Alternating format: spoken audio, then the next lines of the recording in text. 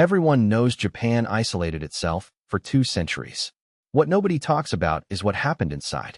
In 1640, the shogunate executed 61 Portuguese envoys and sent the survivors home with 4 words, "Think of us no more." Then the borders slammed shut. Death for anyone who tried to leave. Death for anyone who tried to enter. For 220 years, the outside world heard nothing. And when they finally forced their way back in with warships and cannons in 1853, they didn't find a nation in ruins. They found the most literate society on Earth, a mathematician who'd matched Newton without knowing his name, an art so powerful it would reshape European painting forever. Most people assume a nation that locks itself away from the world slowly rots from the inside. Europe certainly thought so. While the rest of the planet colonized, industrialized, and waged war after war, Japan went dark. No trade, no diplomacy, no contact. For over 2 centuries, European mapmakers practically forgot the archipelago existed. But when outsiders finally forced their way back in during the 1850s, they didn't find a crumbling backwater.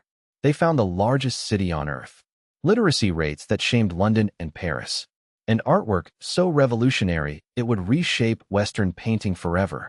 Japan hadn't stagnated in isolation. It had built something extraordinary.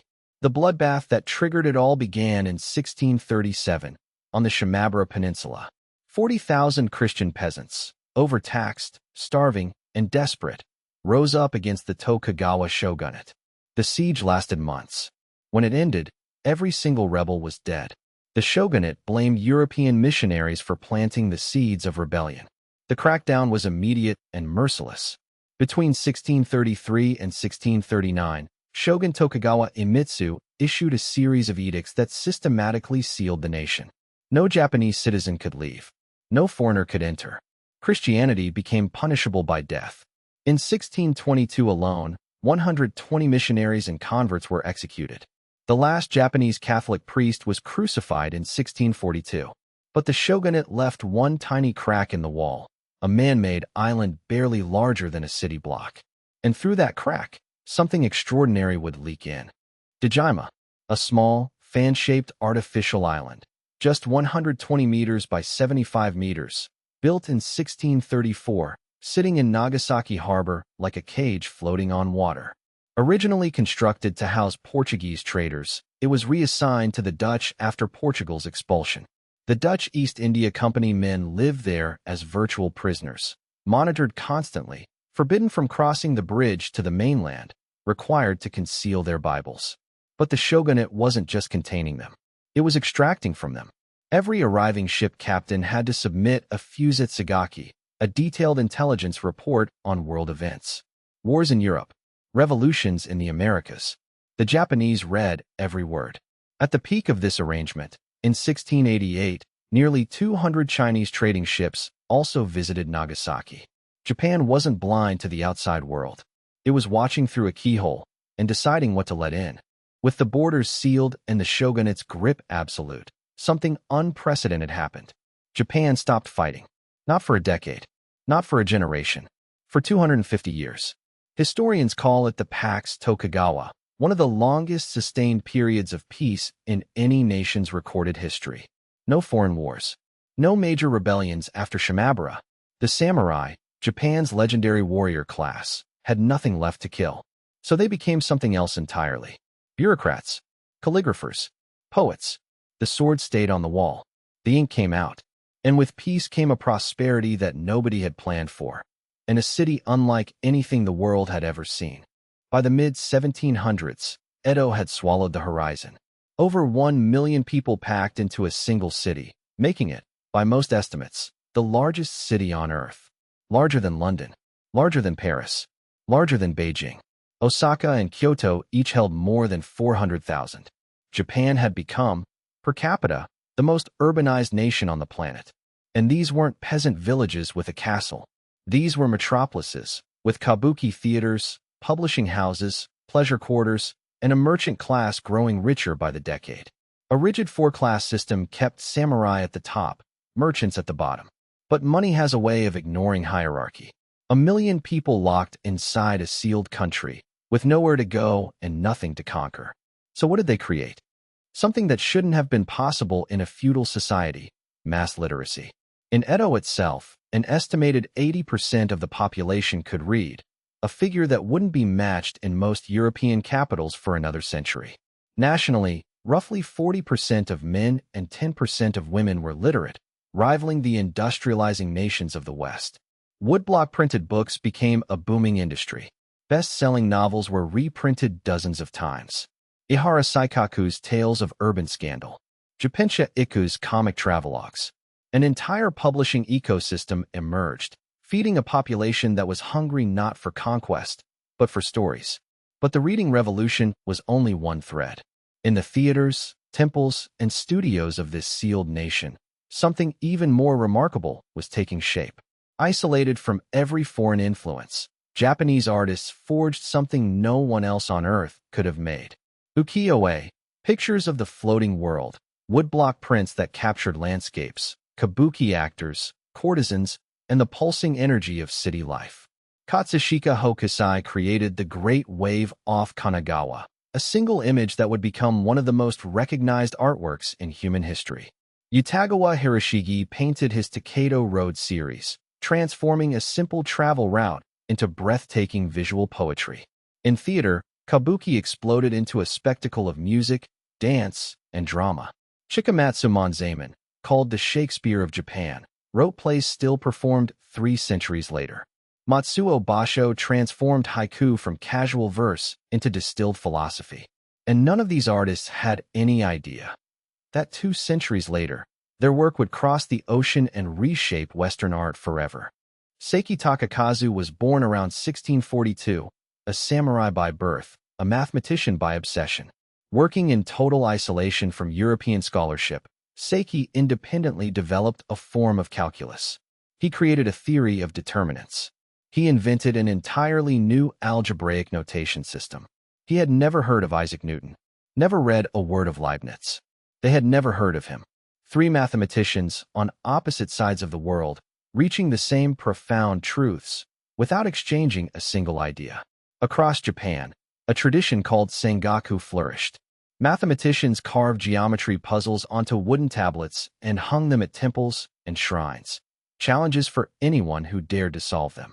An entire decentralized mathematical community thriving, without a single foreign textbook. But if Japan was truly sealed, how did a physician in 1774 get his hands on a Dutch anatomy textbook? And why did translating it change everything? Dejima, the prison island. Remember it, because through that tiny crack in Japan's wall, knowledge was leaking in. Japanese scholars taught themselves Dutch from dictionaries and by interrogating every trader who stepped off the boat.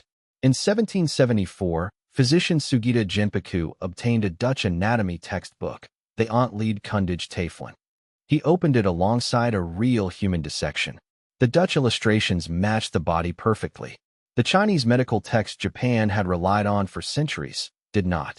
Sugita spent 3 years translating the book into Japanese, Kaitai Shinsho, the new book of anatomy. It was a revelation. This sparked Rangaku, Dutch studies, a quiet intellectual revolution.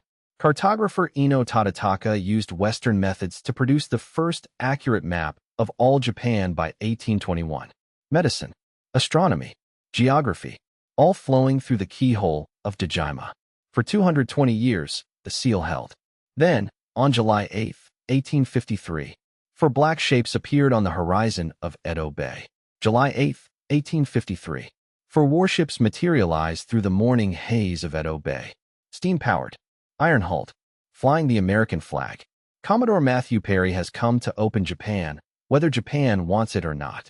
The Japanese call them Kurofune, the black ships, and the name carries terror. Perry fires his cannons, not at the city, into the air. A demonstration.